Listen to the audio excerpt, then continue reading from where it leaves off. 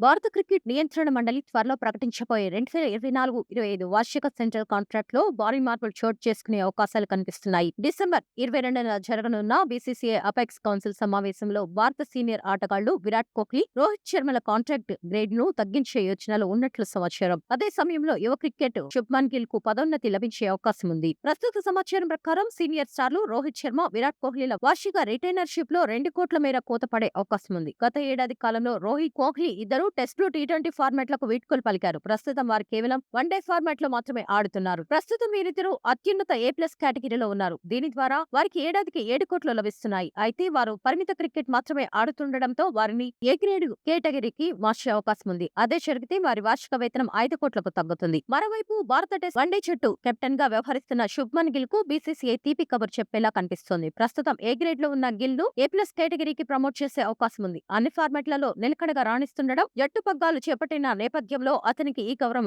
దక్కనుంది. గిల్ తో పాటు జస్ప్రీత్ బుమ్రా, రవీంద్ర జడేజా A+ కేటగిరీలో కొనసాగే అవకాశం ఉంది. డిసెంబర్ 22న వర్చువల్ గా జరిగే బీసీసీఐ 31వ వార్షిక సర్వసభ్య సమావేశంలో ఈ కాంట్రాక్ట్ పై తుది నిర్ణయం తీసుకోనున్నారు.